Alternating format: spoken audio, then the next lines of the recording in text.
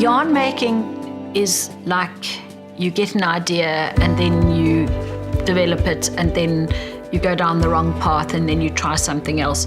But the real art of play is the mixing of colors. It's the mixing of textures. It's the creating something crazy way over the top, or sitting down in a weekend and think, oh, I'd really like to work with this, this, and this, and then just making something. And sometimes it's a success, often it isn't, but that's the fun aspect for me. I believe I live in paradise. I love the fact that I can live in fresh air, far from the city, that I've got space to walk my dogs. Living in the open spaces and close to nature just talks to my soul and to my being as a person.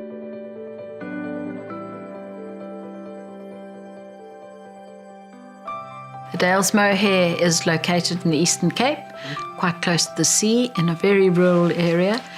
My team members are from the Xhosa tribe, like Nelson Mandela, and my journey has been one to understand and learn to respect their culture, and at the same time to run the business that works for all of us.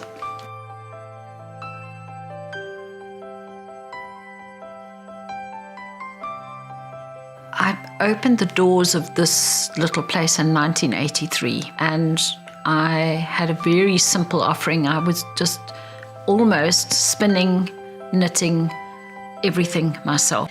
And it was also a process. One thing did lead to the next, and you learn more skills and change, because we had to adapt. So we make the art yarns for the hand knitting, and then we dye other yarns in numerous colors. In order to have a large variety of colors, we cannot do large quantities. Because I live in the environment and I love it, I don't want to damage it or harm it. We only use acetic acid, which is vinegar, and that is incredibly safe in our environment because we live close to the sea and our soil has a high content of seashells in it. And when the acid and the alkali meet, it's neutralized and you have lovely clear water seeping into the environment. And then from the dyeing, it is dried in the wind and the sun outside, natural drying. I think because colour is so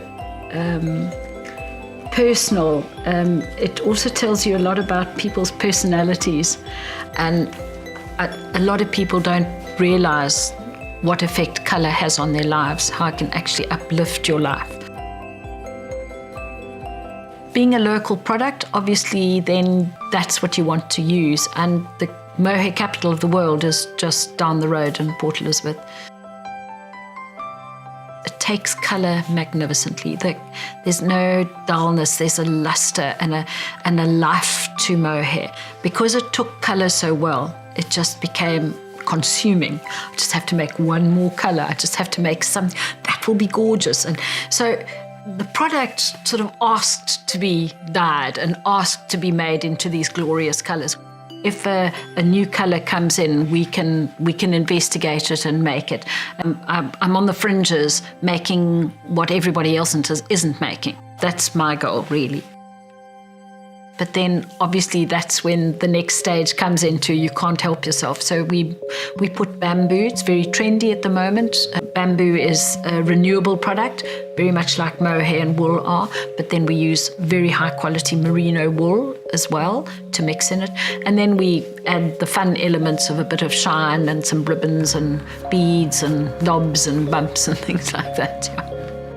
The bead yarns was definitely from that background. This is South Africa, and beads are our thing. How can we make this work in our product? And that was also a developmental process. It took us a while to get to the yarns that we've got now. We are actually quite passionate about reworking the ends of dye lots.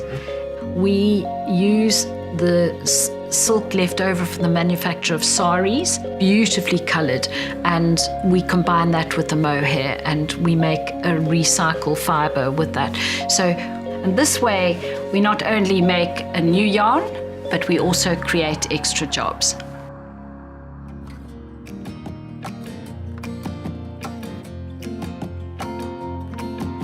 Crochet is our basic trim. We've used that as the edging to every single item that goes through this workshop has a crochet edge. So some are simple and some are more floral and extravagant. And then further they might go to another person where tassels might be added, or felt balls might be added, or feathers be added to the trim, depending whether it's a scarf or a blanket.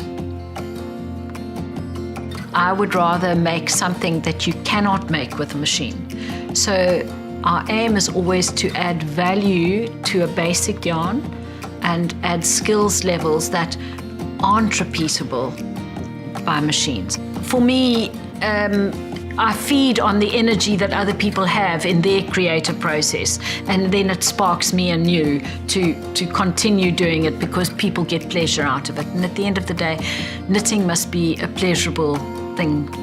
It's got to be fun.